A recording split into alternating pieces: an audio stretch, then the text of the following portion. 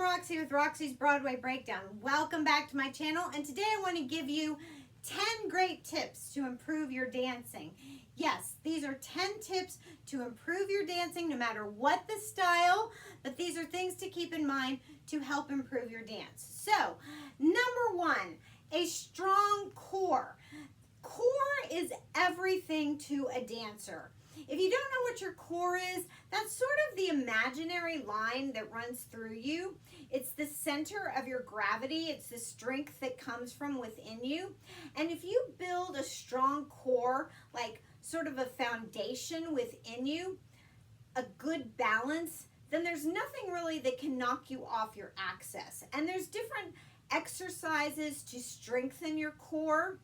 But that's really everything to a dancer. It helps with your posture, it helps with your foundation and your technique, but core is really everything to a dancer. If you don't have a strong center, then you kind of fall apart. Your posture falls apart, you look loosey-goosey in dance, but if you have a really strong core, then that's kind of everything to a dancer. It carries you through with whatever you're doing. So, that's kind of number one. Number two, you have to master the basics and technique of dance. That kind of goes without saying, but you have to have a really good foundation and learn your technique of any style of dance, whether it be ballet, jazz, musical theater, tap, ballroom, hip hop, whatever it is. Really try to master the very basics and technique of that style of dance. Practicing. Dance takes practice, practice, and you must try to do it every day. Whatever style of dance you're learning, it's just like any other skill. You have to practice at it every day. To build your stamina, that leads into my other tip.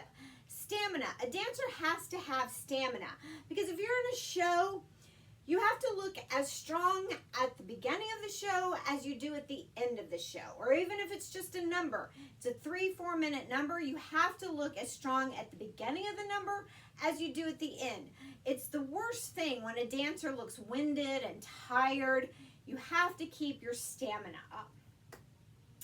Isolations. This is my next tip. Work on isolations, whether they be head, shoulders, ribs, hips, even hands, ankles.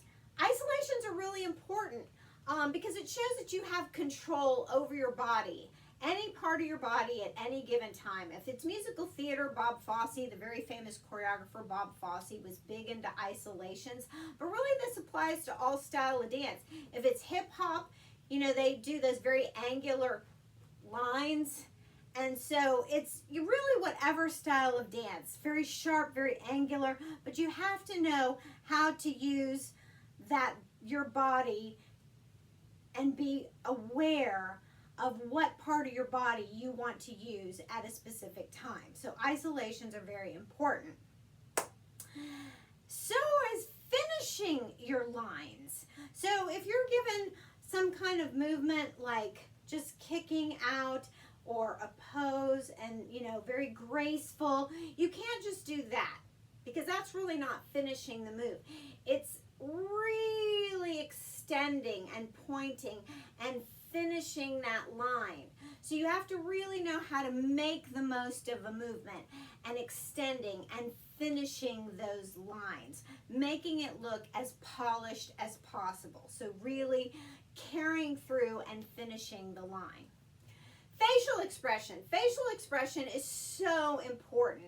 Sometimes a dancer can get locked into like the perfect technique, but seeing it on your face and not just happy and smiling and enjoying the dance, but if it's a serious piece, we have to see the emotion. We have to see the drama. Whatever it is, we have to see the emotion coming through on a dancer's face. That makes you a well-rounded performer. We have to see whatever kind of dance come through and be able to see it. I mean, that's just like in ballet. They have no words, they have no singing, but we can see the drama on their face. But that goes with any kind of dance. Props. Props are so important, not just like in musical theater, but all kind of dance utilizes props. And if you're not used to dealing with props, and I don't mean just like a hat and cane, but all kind of props, all kind of dancers in videos, when they're touring in concerts, when they're, you know, obviously on stage in musical theater, but all kind of dancers need props. And so I suggest just getting anything around the house. Just grab whatever, you know, a book, a pillow, just whatever, and start trying to dance with something in your hands, because you will see whatever you're doing, whether it be a turn or a leap, it does make your body adjust. You will see that it throws your balance off a little bit the more you start dancing with something in your hand. So try experimenting with different props. Last of all, and this might be the most obvious, but take dance classes. You might just be watching videos or things on, you know, YouTube or TikTok or whatever, and that's fine. I mean, I have a channel, I give tutorials, I give help, but we're sort of meant to be supplements or just aids. At least I am. I am no substitute for good old-fashioned dance classes.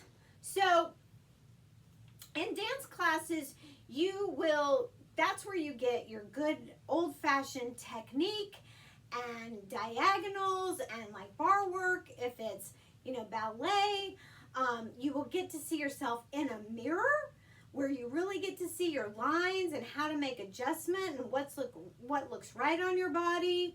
And they will give you combinations. Combinations is so important. Combinations at the end of a dance class is where you start to pick up my last tip, choreography. And it's so vitally important how to train your brain to pick up choreography. Because when you go to dance auditions and they start throwing choreography at you very fast, your brain needs to be trained how to start picking up choreography on the spot. And that's another thing you will pick up in dance class, is training your brain to pick up choreography. So there you go. There are my dance tips. I hope you like that. Don't forget to click and subscribe, and I'll see you in my next.